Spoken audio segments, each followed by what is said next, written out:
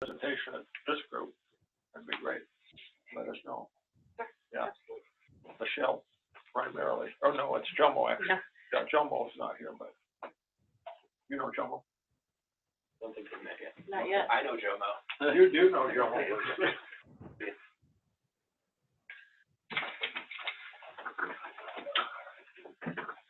I'm not gonna read all this because I'd take the whole program, so I'm just gonna tell who you are and go down and Okay, yeah, yeah, talk that's, about that. Okay, cool. yep. Yeah, I don't read all that. They handed me this resume this morning, I thought, well, I'll be damned. It's pretty impressive resume. Kuba, can you hear us on the Zoom?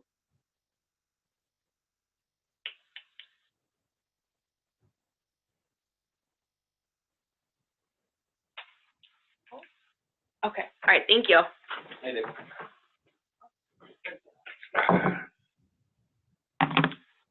How's everything in your world, Jim? Busy. There you go. Yeah. There you go. How about you?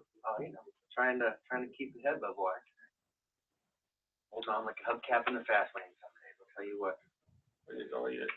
Have you ever been out in the woods this fall? Oh, no. A couple more minutes. I'd like to, and I support all the dudes that do. Yeah. And I applaud them for being able to make the time.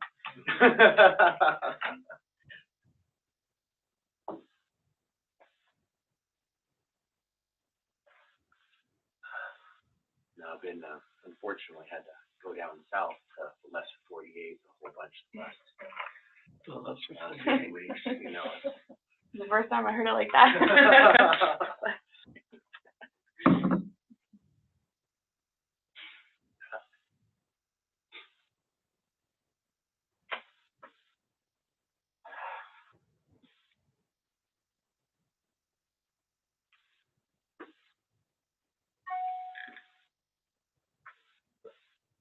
Or you're working as a consultant for AEA or?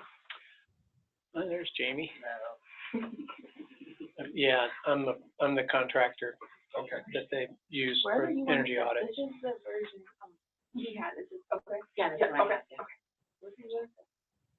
yeah. Yeah, I just took the one that That's what I Betsy. did too, yeah. Okay, you didn't change anything else? Nope.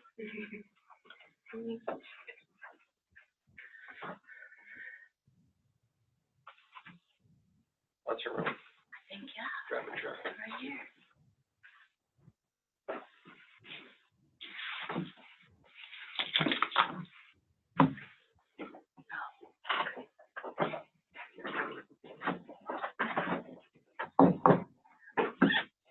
We had, I handed, information out at the chamber board yesterday, and we had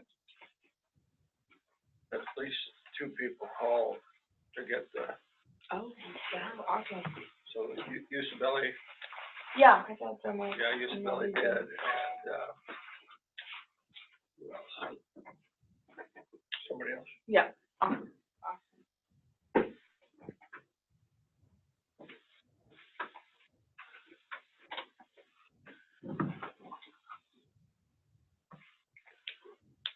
Did the function go on for a while?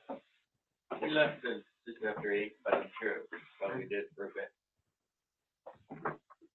That was a nice evening. Was nice evening.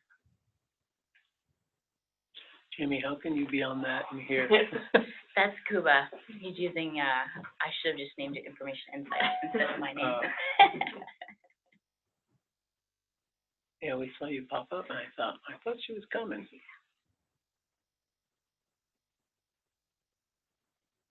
Is Betsy on? So how does Information Insights fit into the energy audit program? Great question. So we actually operate the exact same program that AEA is doing in Southwest Alaska. Okay. Yeah, and we do that for the Southwest Alaska Municipal Conference. So we're happy to help get the word out. Since we're here in Fairbanks, we want to make sure that folks in Fairbanks are taking advantage. Perfect. Well, I'm not sure if Betsy's gonna be joining.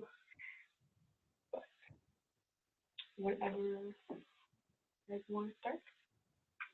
Are you gonna give it some more minutes? Start at 8. That way anybody coming at 8, come to the program. Well, it's 7:59. You want me to call Betsy?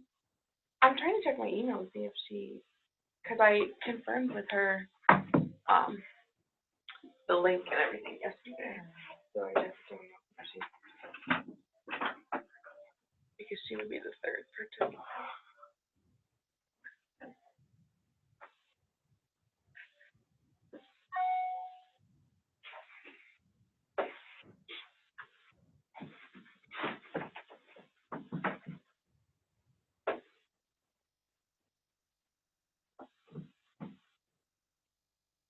You're gonna have one of those Oh, there's Betsy. little things that say turn off your cell phone in the movie theaters. Yeah. Betsy, can you hear us? Come on, Roger.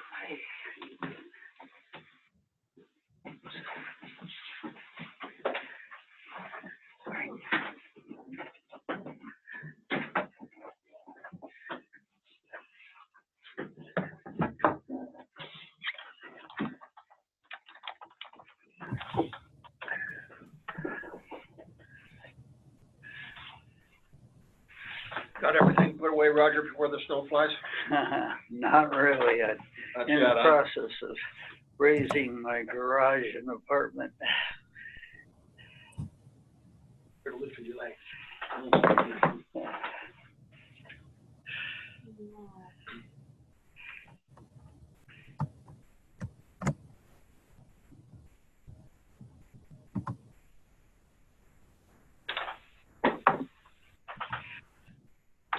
Well, let's go ahead and get started. We have with us today Jim Fowler. Jim is contracting with Alaska Energy Authority to promote energy audit. They're getting funded by the U.S. Department of Agriculture and sponsored by Alaska Energy Authority. Jim is the founder and principal of Alaska Energy Audits of Alaska. They do energy engineering consultant. They specialize in energy reduction assessments and ASHARE level 2 and 3 and investment grade audits of commercial, industrial, and municipal facilities. Audit facilities include offices, schools, fish processing facilities, ice arenas, pools, multifamily housing, manufacturing facilities, health clinics, water treatment facilities, fire, and police stations. So with all that, Jim, the floor is yours. Well, thank you. Yeah, I'm the contractor that I have the contract to perform the energy audits under the Alaska Energy Authority's grant from USDA. And are you all building owners? How can I get a sense for building owners? Go ahead, Dan, tell him. What's that? Go ahead and tell him what, Dan is the manager of interior gas utilities, managing several facilities in town. Okay. And we're primarily interested in being able to help people that are looking to do energy audits or looking to convert natural gas as part of the work that they're considering through any process might be available to offset costs to that work. Okay, that's what I think you asked me about that. And what's gas up here? 220 a therm, roughly. How much does it cost? Yeah, we're just over $20 per thousand feet. So $2. Okay. And you're with him. And I only own a home, commercial building, okay. but I'm interested. Okay. If you, we've done audits for folks that own homes, but they rent them out, vacation rentals.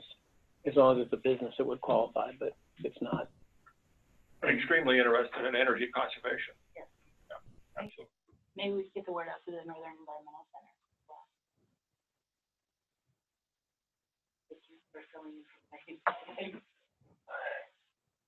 And I'm Ross Adkins. I'm a civil engineer that's been here forever and owned built buildings and always had a strong opinion that we don't insulate them well enough. can't get too much of that. My name's Ryan Ellicott. I work for a little company out in North Pole. We make jet fuel. Very interesting. Okay. And you're raising your garage. I've been in mining. We've constructed quite a few buildings. Okay. Also, I have rental units and Okay. So the rental units some other qualify. to work with. Okay. Do you want to start with the slides? Sure. So I'm Jamie Hansen. I work with Information Insights, and we are operating the exact same program that the Alaska Energy Authority is doing with another regional organization. So that focuses in Southwest Alaska, and very excited that the Alaska Energy Authority is providing this to everyone across the state, and wanting to make sure that Fairbanks can take advantage. The only area that is ineligible is the municipality of Anchorage. So Fairbanks could be a hot spot for energy audits in this program. It's not rural. Oh, okay. Please tell us, like, why? Now, the definition of rural by USDA standards is everything except Anchorage.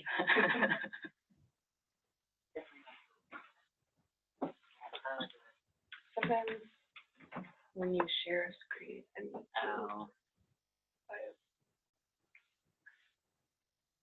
So under this program, I audited the Bettisworth North building down on the river a few weeks ago. Down in Talkeetna, there was the Denali Brewing Company and the Brew Pub in downtown Talkeetna. And this afternoon, I'm going down to Nenana to audit the Denali Lodge, or is it the name? And then tomorrow is the Pump House. So those are some businesses that are already in the program. Right. And so this is all coming through the U.S. Department of Agriculture Rural Development. And the goal is to increase energy independence and the focus on the private sector.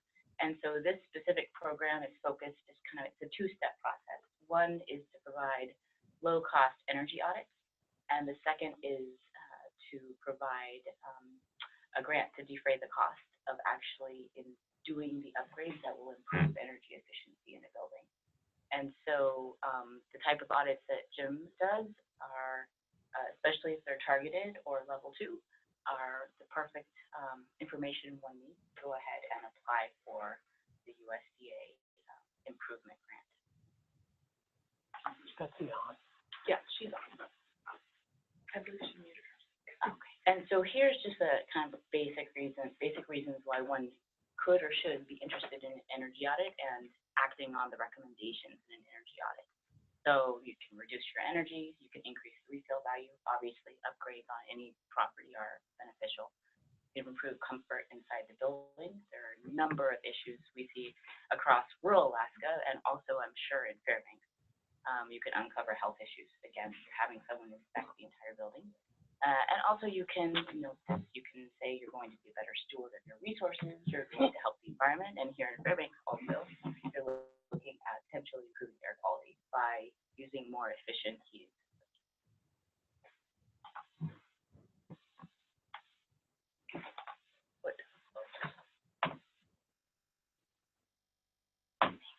And so this program has been used in Alaska before.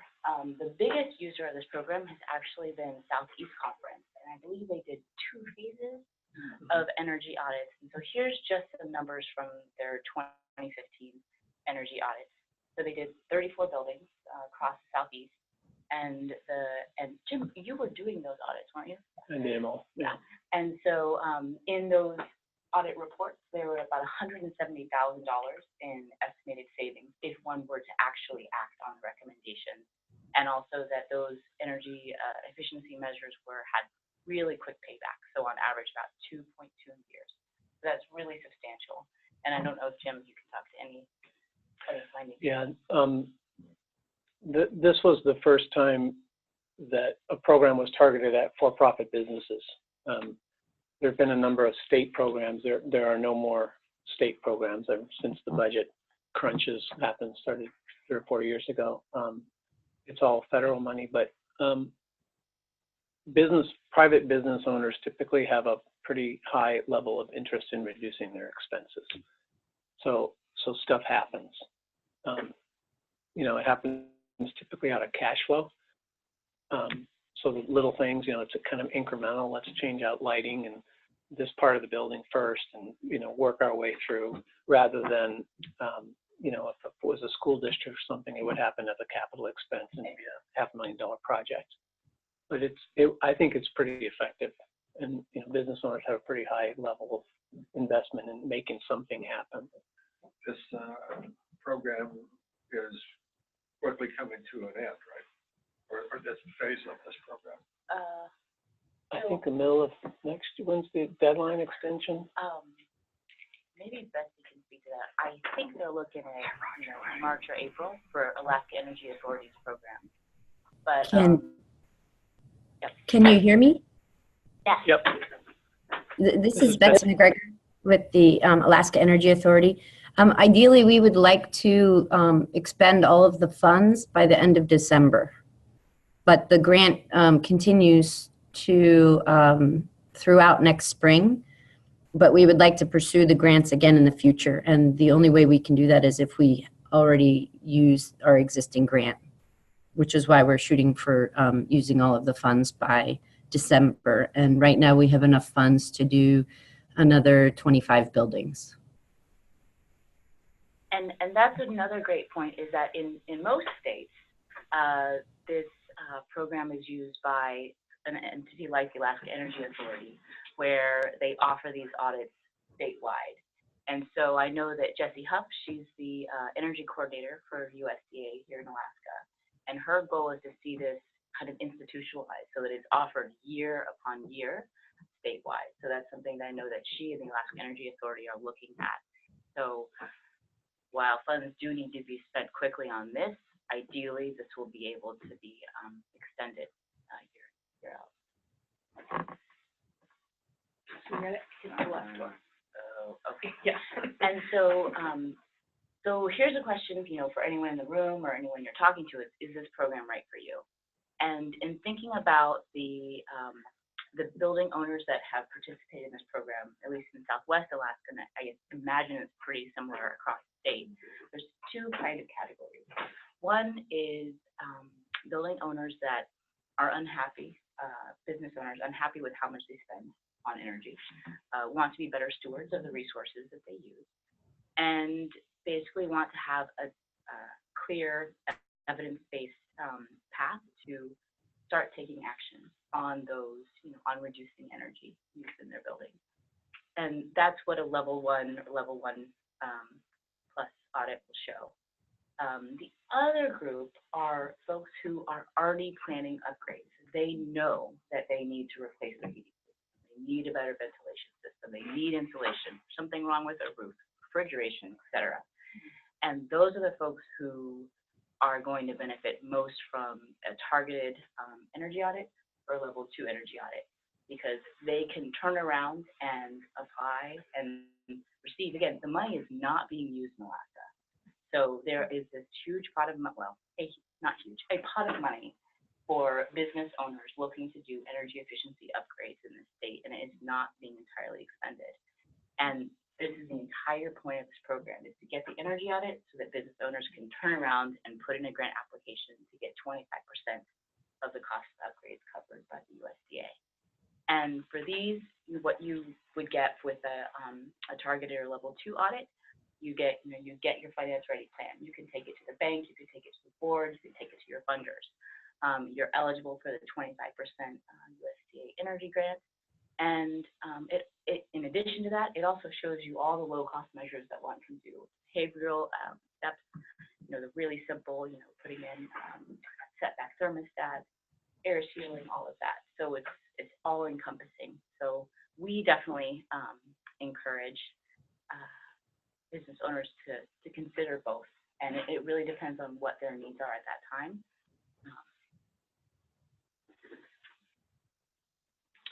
The level 2 and the REAP grant might apply to what your interests are. Sorry. If you wanted to convert from oil to natural gas, for example, heating, a natural gas furnace is more efficient than an oil furnace. You can get condensing furnaces, et cetera. So let's say I own a building. I've got, I want to convert. If I would show that the natural gas alternative is more efficient and saves energy from the oil alternative. It's going to cost $20,000 for a new furnace and natural gas service to my building. That $20,000 would qualify for the USDA grant. So 25% of that $20,000 would be granted by USDA. They also have loan programs. They'll cover the other 75% with loans. So basically you can do it for, I think they'll cover 75% of the balance. I'm not the, Yes, that's the case. 75% of the 75%. Yeah. In any case, a fuel switching, we call it fuel switching. If you happen to be going from oil to natural gas, there is an efficiency gain there, and it is, that does qualify for a USDA REAP grant. Is the loan, at a specific interest rate? I don't know. Jesse, we're not USDA people, Yeah. but we happen to know some of the details. But Jesse at the USDA, she can definitely give you that kind of information. And her contact information is in here. Okay. So that REAP grant, are you going to go into that? Yep. Okay. I am. Oh, shut up. All right, and so here's just the basics on AEA's Energy Audit Program. As we mentioned, this is for small businesses across the state, not in Anchorage. And when small businesses, we're really talking any type of building, so hotels, apartments, multi-residences, so duplexes, fourplexes, restaurants, offices, storage facilities. I mean. And also, if you use part of your residence as a business, then you can prorate part of that. It's prorated. And for businesses, this, USDA Rural Development is just very interested in helping businesses of all types. So this is sole proprietorships all the way up to much more complicated firms. So this really does cover the gamut of businesses. And so, small correction here. So as Betsy said, they really are looking to, they have the money through the spring, but they're looking to get folks registered right now. And that's the URL to get to the application, and there's some applications on the table. I have questions, but I keep thinking you'll talk about them and you may well, but how are you advertising this and making it known to the business until you get to know about it? Great question. Well, this is the start. And I know that, We will send anybody that you find an application. We have not these electronically, and we have them on the table. So, if you're interested, just call. Yep. And that's what I was talking about. Anyone with an email list of folks who are either small business owners or interested in energy conservation, we want to connect with them. And certainly looking at, putting flyers on all the tables at chamber, but definitely open to other ideas. And I would say that, at least in our experience, the best way to do this is just word of mouth. Everyone gets lots of emails with great opportunities, but if you hear from someone who's done it or heard about it, that's what's going to convince people. And I will say the registration process is really simple. It's a one-page form. It's not difficult. Yeah. And so here's just so that everyone has an idea in their heads about what these low-cost energy audits look like. And so this is for the standard level 1 plus energy audit.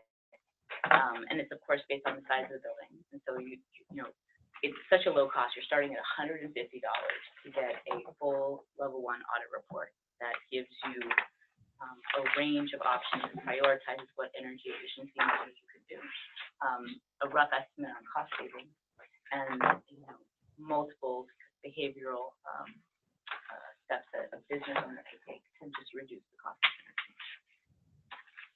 And then there are much more detailed audits, which I think we'll talk about in just a second. Right. So then here's the energy audit option. So the level 1 category. Maybe Jim, you go ahead and talk about Sure. So this level 1, level 2 thing we're talking about, there's a association called the ASHRAE, so American Association of Heating, Refrigeration, Air Conditioning Engineers. They've established these levels. There's 3 different levels. The first level is typically called a walkthrough. We do a little bit more than that, so it's a 1+. It's the minimum that's required for that 25% REAP grant. It may or may not provide the data that is required. So it depends on how targeted we get with it. We evaluate your baseline energy consumption. You know, how much are you using, and what is your monthly usage look like, and why did January and February spike up so much? And you know, we talk about that. And we're looking, basically, as I walk through the building and I'm doing the analysis, I'm looking for potential areas of savings and roughly how much is it going to cost to implement the savings, and how much are you going to save, and what's the payback.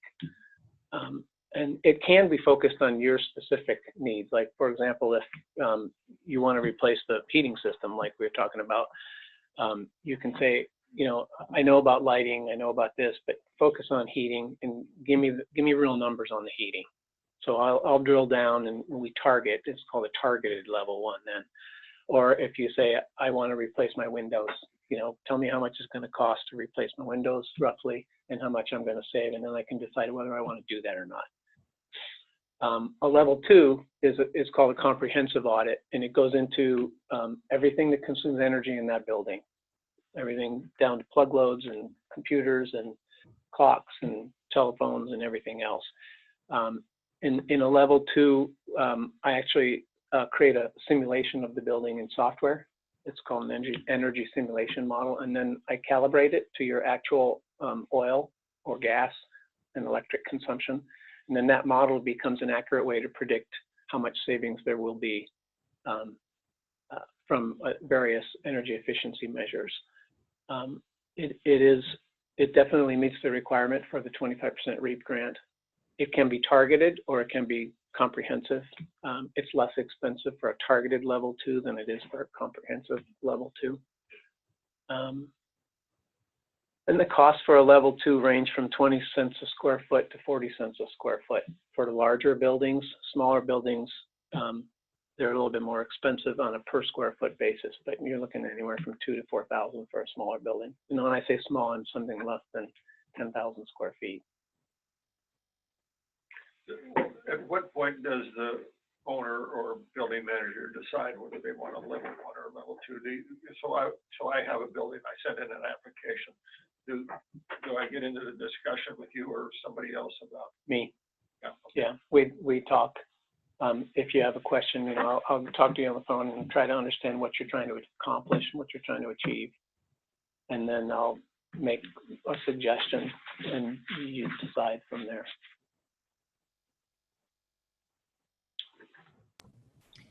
Jim, I just wanted to point out that if we back up to the reimbursement table on the previous slide to the one you're showing for the level 1+ audit. So these costs to the owner, the Energy Authority through the USDA grant contributes 3 times this amount to the cost of the energy audit. And so if you go from a level 1+ and you decide that you want a level 2, that grant will still be applied to your level 2 audit. So if you have a 3,000 square foot building, you send the authority $150, that goes to Jim, as well as $450 from AEA goes to Jim. And then if you decide to go to do anything above and beyond that, then that cost you work out directly with Jim. I just wanted to point that out, that the grant can be for a level 1 or a level 2. So to a building owner, the extent of the grant is only to level 1, is that right? Yeah. Yeah, the grant is for a level 1. It's for 75% of a level 1 audit based on that schedule. And that applies to a level 2 if the building owner decides to go to a level 2. You still get that amount of credit.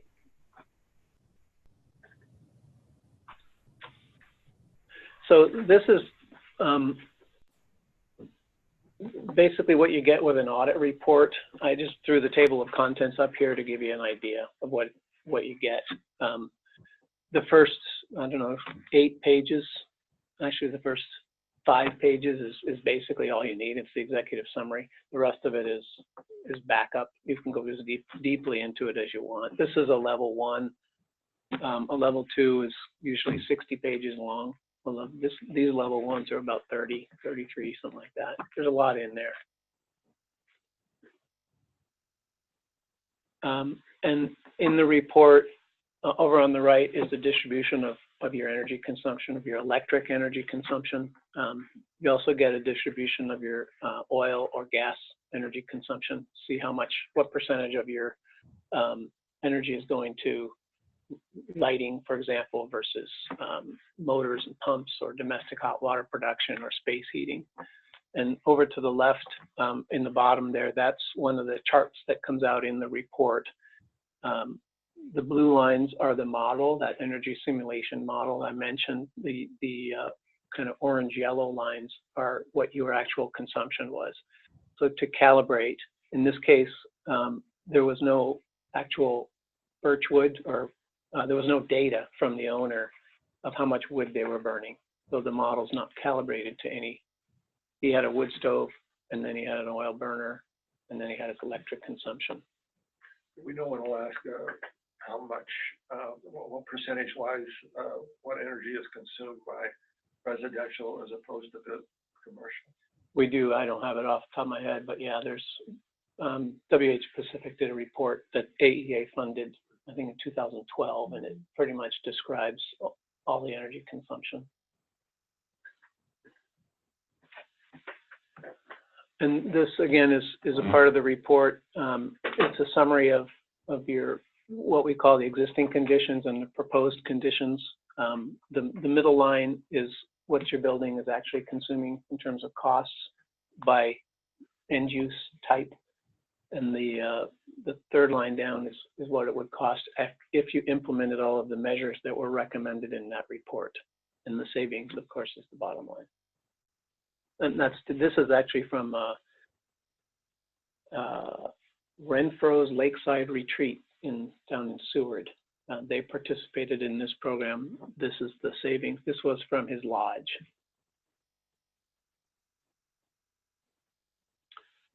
And then also in the report is the detail for each recommendation is ranked. They're called energy efficiency measures, or EEMs.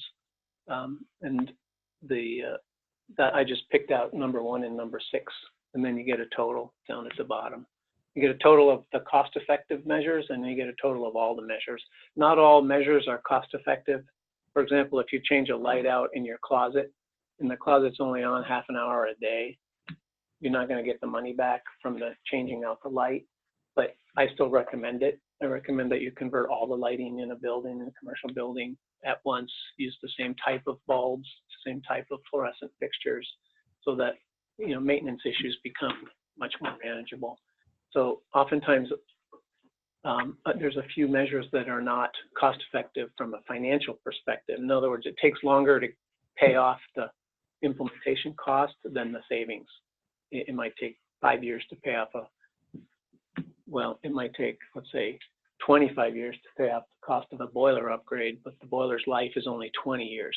So that measure is not considered to be financially viable on its own, but you may still want to do it. So this is the detail that's in the report. Right. So this is the REAP grant that we've been talking about. Yeah. So the way I look at these programs is there's 2 pots of money that USDA has. There's the pot of money that funds these energy audits, and then there's a pot of money that funds 25% of the implementation, the upgrade. So the pot that funds the audits is funding 75% of the cost of the audit. The pot that's funding the upgrades is funding 25% of the upgrades. And this audit program, they would love to see people move into that REAP grant program. There's 2 levels of REAP grants. There's an $80,000 level. If you stay below that $80,000, there's 2, every 6 months, USDA evaluates those. And that pot of money, from my understanding, has never been fully spent in this state. So pretty much if you get an audit, you've got the right audit information, you're pretty much going to get that grant as long as there's energy savings.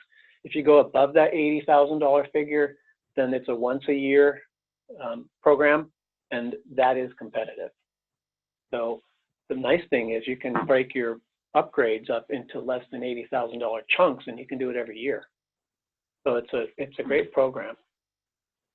And that REAP program exists regardless of whether AEA or SWAMC or anybody's doing these audits. That still exists. I've been hired, I don't know if any of you know the Sheldon Mountain House up on Denali. This is another interesting point for this too. If you're going to build something, let's say you're going to build a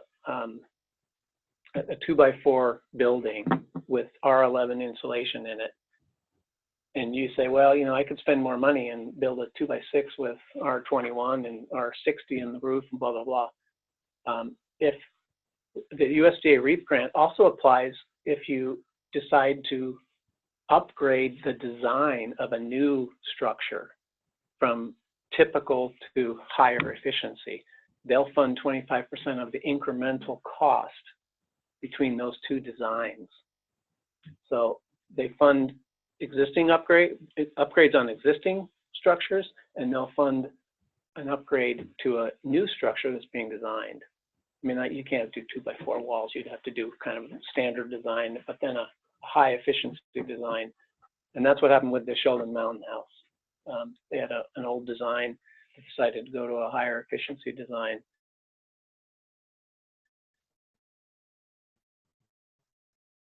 So the grant and applied to the different to design. Correct me if I'm wrong, and I think the reason there's an initial deadline at the end of October for the smaller grants is to basically prioritize smaller grants. Right now, USDA is very interested in funding smaller grants, whereas those, and again, I mean, the total grant amount can go up to $250,000.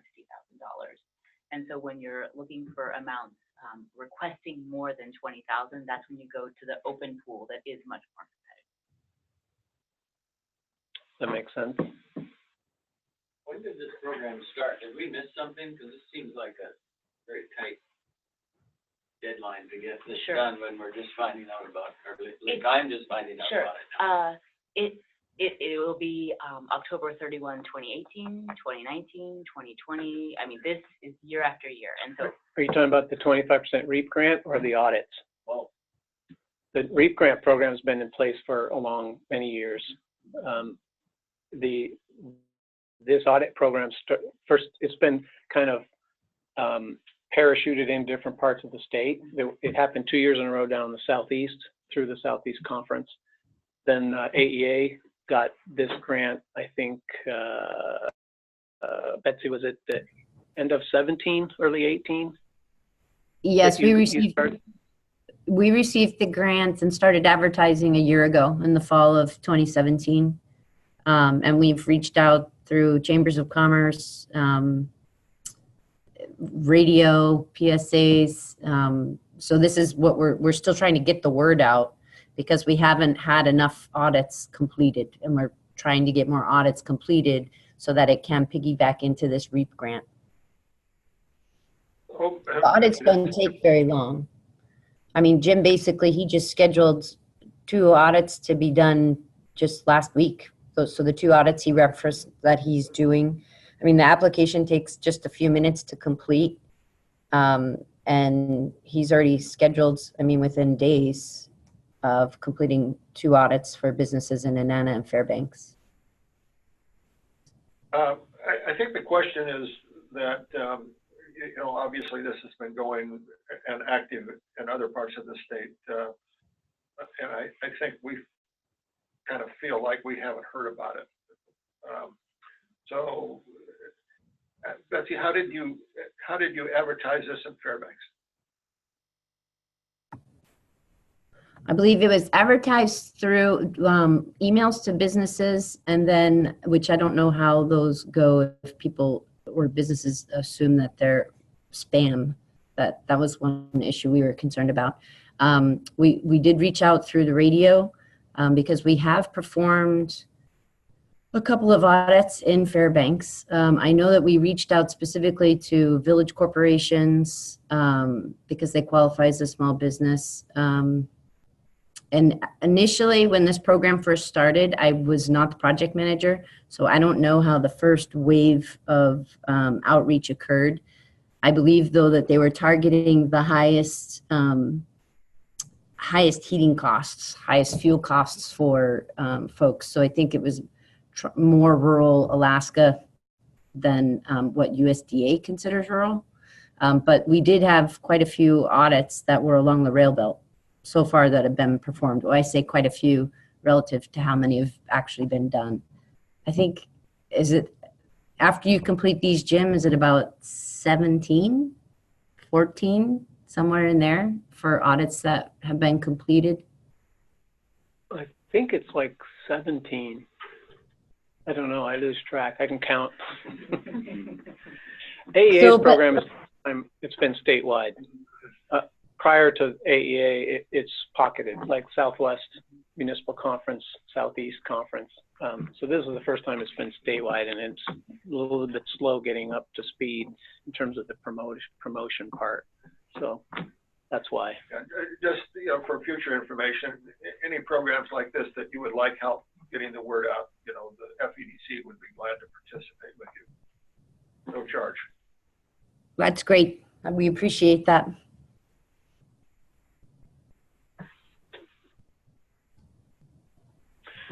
That there is a minimum, that the grant minimum is $1,500, which is $6,000 improvement.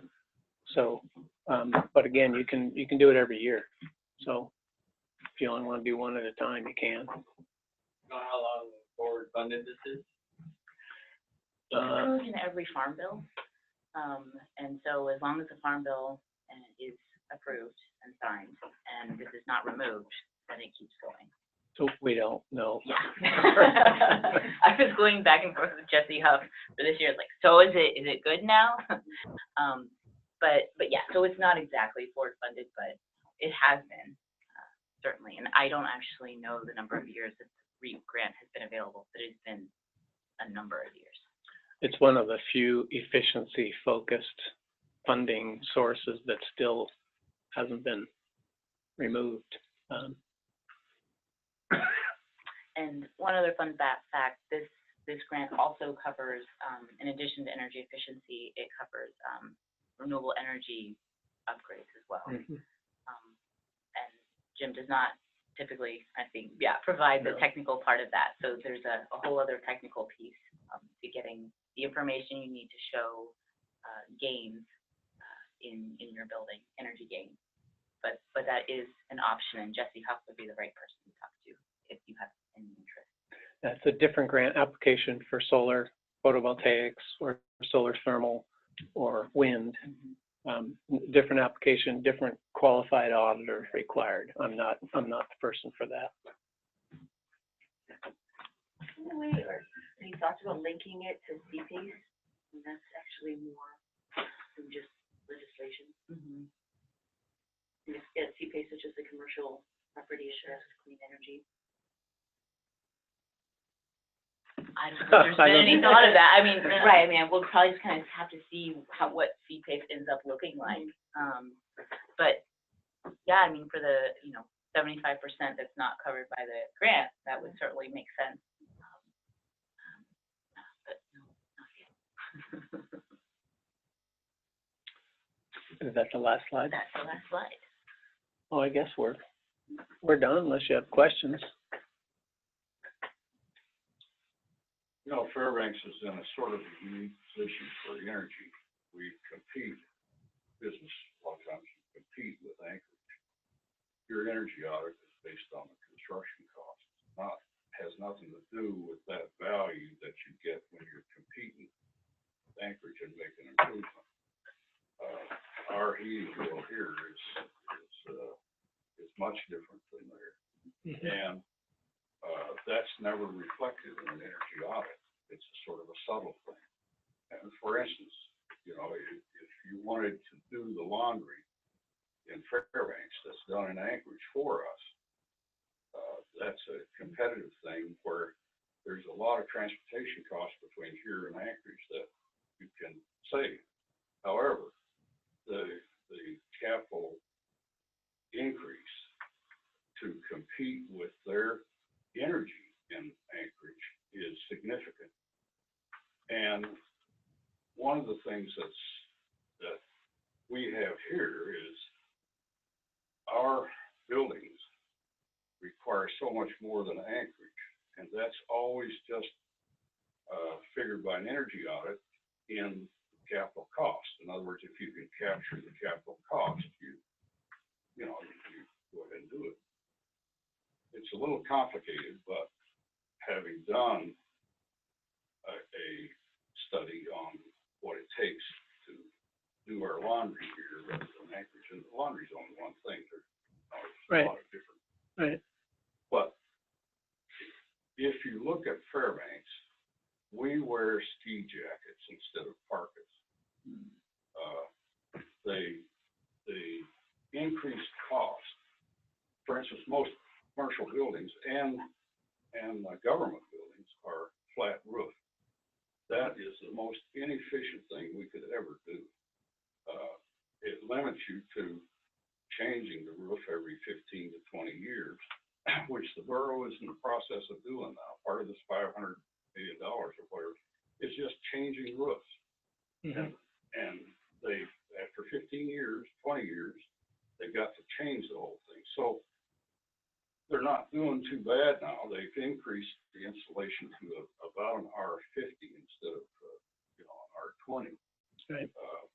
So they tear off all the old insulation, they put on new, and that's a significant capital cost. When actually a flat, and I think that's done because people think that it costs too much to do it differently. How do you put an R100 roof on a flat building? Well, it's not as difficult as it seems.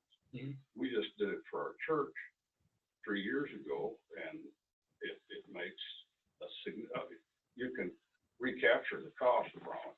Mm-hmm. And we have people who look at the capital cost only for a building for a business investment, and they put up a metal building. Prefab metal buildings are extremely difficult to insulate properly. But what R values do you look at for walls and ceilings to compare in your energy audit? What are you looking for? Is it an R50? Is it an R25? Or you just look at what's there and say, well, if you put this on. That's what I do. I look at what exists.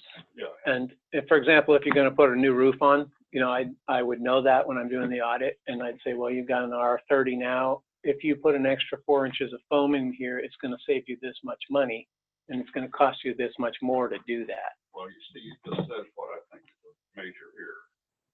Put 4 inches of foam. All you did was build up a flat roof design that's already there. And what happens is the vapor pressure inside destroys that insulation value fairly quick. It doesn't destroy it completely, but the moisture content of that insulation is terrible. We tore the entire roof off of the Fine Arts Building, the library part of the Fine Arts Building in 1970, because we had put 4 inches of foam on it, and within a year it was wet. Now that was before the high density foam, but that's a major error here. And I think architects are everybody. If you ask for a roof, you go to a roofer. Those guys sell tar and insulation. Mm-hmm. They don't build a roof for this area. Russ, I followed almost everything you said except I didn't get the part about the parka and the ski jacket. Help me by that. Well, it's what we do. I was just wondering why we did it. And the energy savings, from going to, and I maintain that everybody should be building an R75 wall and an R100 roof. If we had that in our 30,000 buildings in Fairbanks, it would cut 2/3 of our heat value, our heat requirement. And that would save our air pollution problem that we are desperately trying to find a solution for right now. I do a lot of work in lower 48 too, and the building codes there are building codes in the lower 48, and they're rigidly adhered to, and there's energy codes. And in Alaska, in general, we just don't have the building codes and the energy codes that are enforced, particularly in the residential side. Commercial, there's some, as you know better than I do. That's a policy issue that needs to be dealt with in this state, and it isn't. So I'm fully on board with you on that. But I deal with what is existing buildings, and I'm not an engineer, structural. I don't spec roofs. I don't spec it. I just understand what the difference in cost would be. I don't know, for example, that if you only had 4 inches, you're going to have moisture problems. I'm not aware of that. I am now. Well, it's not the thickness of insulation that causes the moisture problem. The problem is controlling the vapor inside the building. And we have learned a lot about that in the housing business. Now, in the commercial business, with say a metal building, it's difficult. It's very difficult. Yeah, the point you make about the initial cost versus the operating cost over the life of a building is huge. The initial cost of a building is typically 10% of the cost of operating that building over its entire life. And people don't understand that. They cut, like you're talking about, it's cheap to put up a metal building, but it's going to cost you 4 times as much to heat that building or to operate that building. There's a pie chart I've used in presentations that show the small sliver of the initial upfront cost of building a building compared to the operating cost of that building over its life. It's much, much bigger. So that speaks to energy efficiency. When you build the building, it's going to cost you more, but it's going to save you a whole lot over the life of the building. Jim, have you had an opportunity to meet with the folks at CCHRC, Cold Climate Research Center? Yeah, they're a customer of mine. I'm doing a lot of work for them. Cool. Thanks, Dan. Any other questions or? Can you reiterate what, after the audit takes place, what the next step is? Is the grant, you said, wasn't funded through USDA? Mm-hmm. It depends on what the audit's for. If you just want a general level 1 to see what, as a building owner, what can I do, roughly how much is it going to cost, what should I do first? You would go through the audit and you'd prioritize, or you can call me and we'll prioritize what you should do first, or what's coming up from a maintenance standpoint. End of life, my boiler's going to die in another 2 or 3 years. Where should I put that in my priority of spending capital budget? If you got the audit for the specific purpose of making improvements, so it's a level 2, then, so first of all, if I know that up front, one of the addendums or appendixes in the audit has the information in exactly the right form for the REAP grant. Okay. So I pull paragraphs out of the application and I give you the information right there. So then you fill out the REAP grant, take the information out of the audit, drop it into the grant, and then you submit it to Jesse Huff. You also have to go through some other hoops. You have to have a SAM account. You have to have a CAGE code. There's a bunch of bureaucratic stuff. Federal. It's federal, yeah.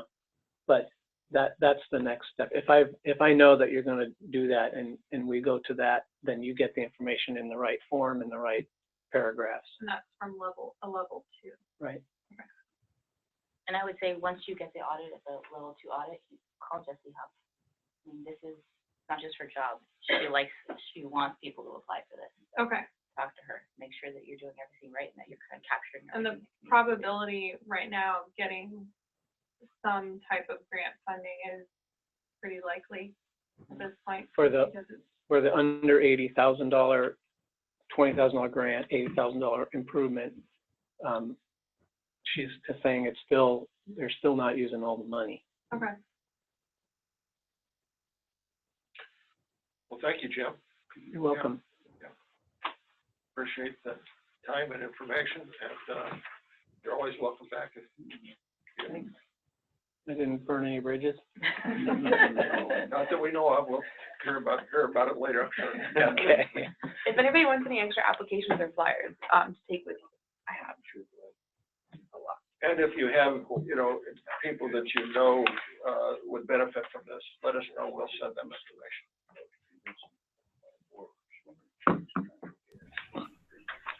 Thank you, Betsy. Thank you.